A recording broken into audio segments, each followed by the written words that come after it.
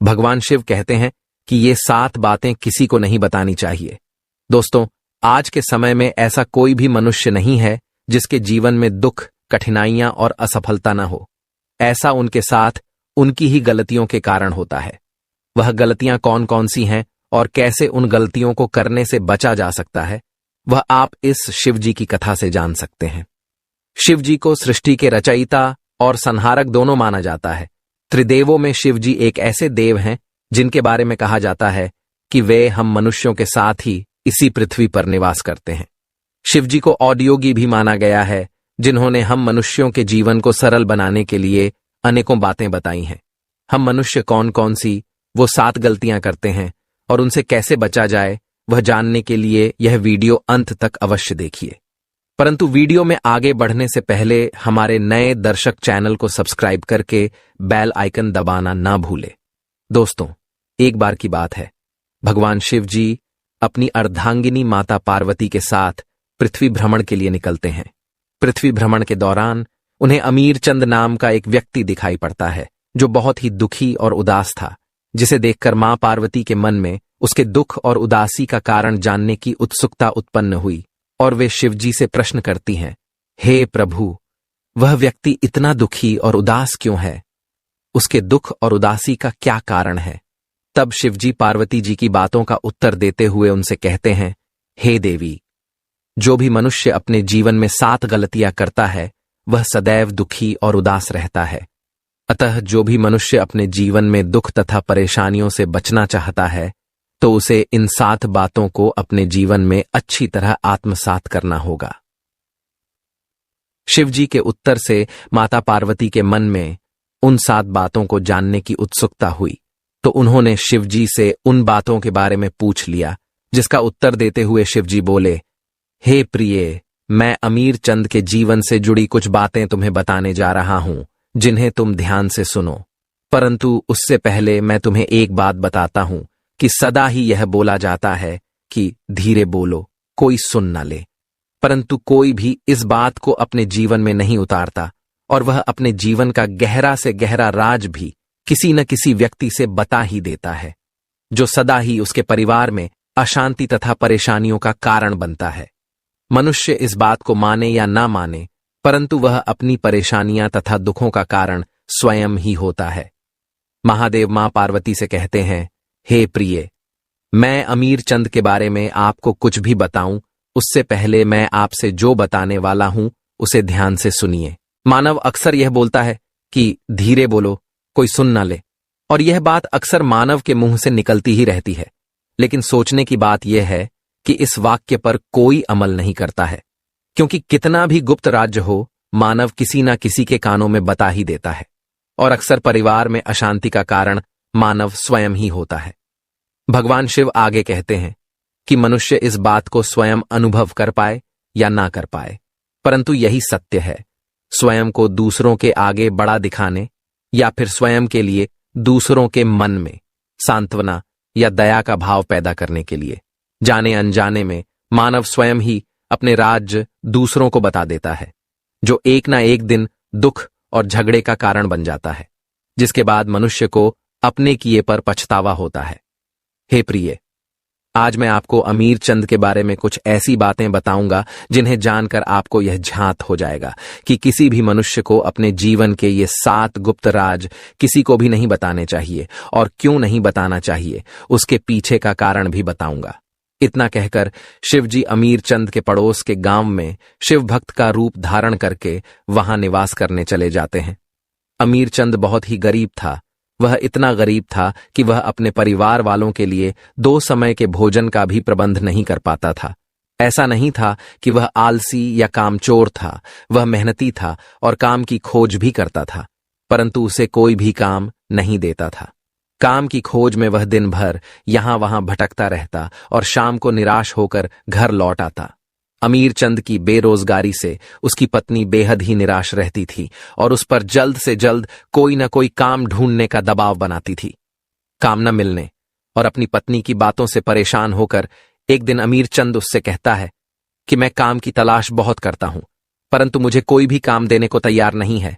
मैं जहां भी काम मांगने जाता हूं वहां से मुझे यह कहकर भगा दिया जाता है कि हमारे पास कोई भी काम नहीं है। अब तुम ही बताओ कि मैं क्या करूं। मैं तुम्हें और बच्चों को कैसे पालूंगा? यह चिंता मुझे दिन प्रतिदिन अंदर ही अंदर खाए जा रही है।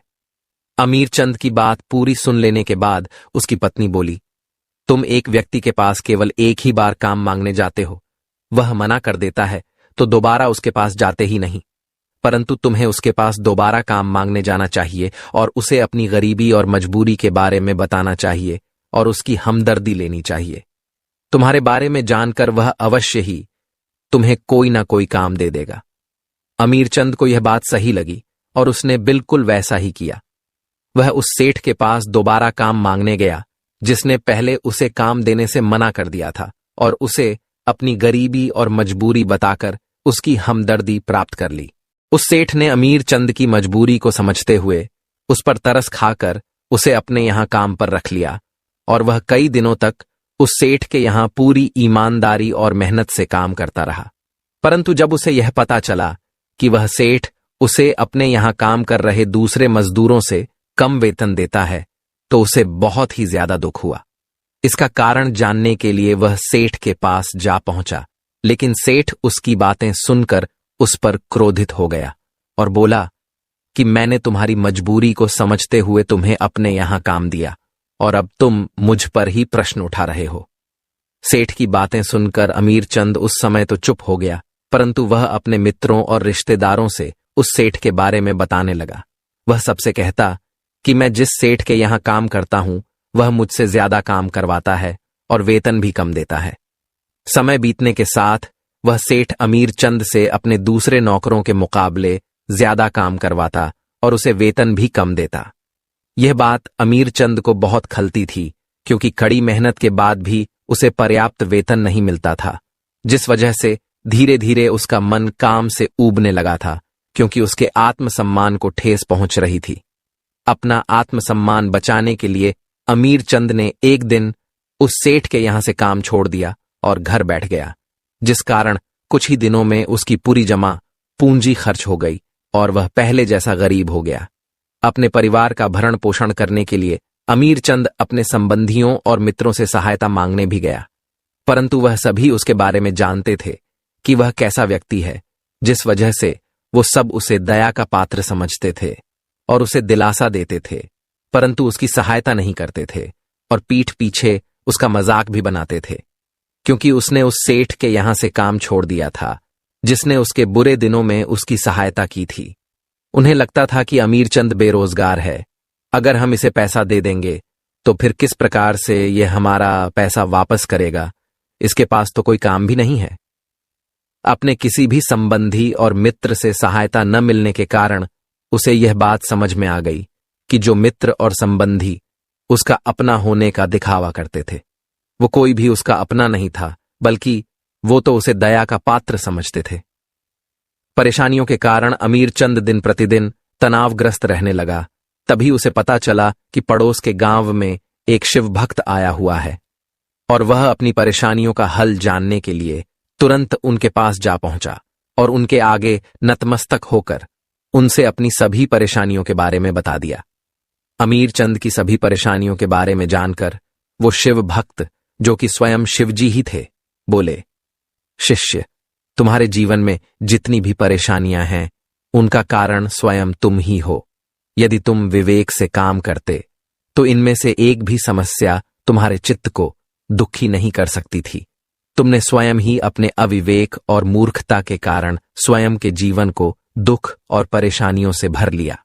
मैं तुमसे ऐसी 7 बातें बताने जा रहा हूं जिन्हें तुम अपने जीवन में आत्मसात कर लेना, जिससे तुम सदा ही दुख और परेशानियों से बचे रहोगे।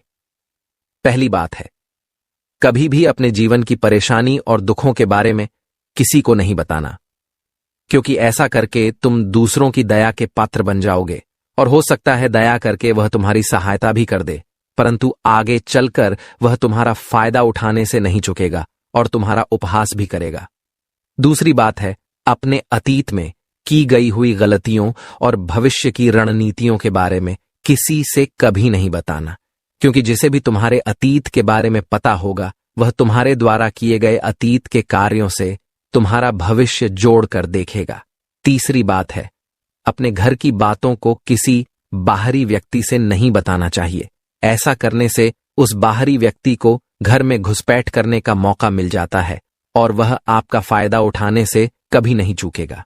पति पत्नी, माता पिता, भाई बहन के बीच के छोटे मोटे झगड़ों और लड़ाई के बारे में कभी भी किसी बाहरी व्यक्ति से नहीं बताना चाहिए। ऐसा करने से छोटे मोटे झगड़े और ज्यादा बड़े हो जाते हैं। चौथी बात है जो किसी को नहीं बताने चाहिए, वह स्वयं की आमदनी। यदि आपकी आय कम है तो हो सकता है आवश्यकता पड़ने पर आपके सगे संबंधी एक बार आपकी सहायता कर भी दे, परंतु सदा सदा के लिए आप उनकी दया और मजाक के पात्र बन जाएंगे। पांचवी बात है जो किसी से नहीं बतानी चाहिए, वह है स्वयं की कमजोरी और ताकत। जिस किसी को भी आपकी कमजोरी के बारे में पता होगा वह अवश्य उनका फायदा उठाएगा, और यदि ताकत के बारे में भी पता होगा तो वह उसका तोड़ अवश्य ढूंढेगा। दोनों ही अवस्थाओं में आपको नुकसान ही होगा। छठी बात है जो किसी को नहीं बतानी, वह है अपने मित्र और शत्रु के बारे में। ऐसा करके आप अपने शत्रुओं को अपने विरुद्ध शक्तिशाली बनाएंगे, क्योंकि वह आपके मित्रों को अपने करीब लाकर उनका इस्तेमाल आपके विरुद्ध करेगा और आपके शत्रुओं को बड़ी ही सरलता से आपके विरुद्ध इस्तेमाल करेगा। सातवीं और आखिरी बात है अपने द्वारा किए गए दान और पुण्य के बारे में किसी से नहीं बताना चाहिए। ऐसा करने से आपके अंदर अहंकार निर्मित होगा जो आपके विनाश का कारण बनेगा। शिव भक्त ने ये जो 7 बातें अमीर चंद से बताई थीं, उन्हें आप अपने जीवन में आत्मसात करके अपने जीवन को सुखमय और आनंदमय बना सकते हैं, क्योंकि इन बातों में संसार के सभी सिद्धांत छुपे हुए हैं। इस प्रकार माता पार्वती को अमीर चंद की निराशा के कारण का पता चला, और इसी प्रकार से इस संसार के अनेक मनुष्य भी निराश हैं, जो शिवजी द्वारा बताई गई इन 7 बातों को अपने जीवन में उतार कर अपनी निराशा और परेशानियों से छुटकारा पा सकते हैं। आज की इस वीडियो में बस इतना ही। आपको ये वीडियो कैसी लगी वह हमें कमेंट बॉक्स में कमेंट करके जरूर बताना, और वीडियो अच्छी लगी हो तो वीडियो को ज्यादा से ज्यादा लोगों तक शेयर भी कर देना। मिलते हैं आप सबसे बहुत ही जल्द अगला वीडियो लेकर। साथ ही दोस्तों कमेंट में हर हर महादेव जरूर लिख देना और चैनल को सब्सक्राइब जरूर करें। आप सभी का धन्यवाद।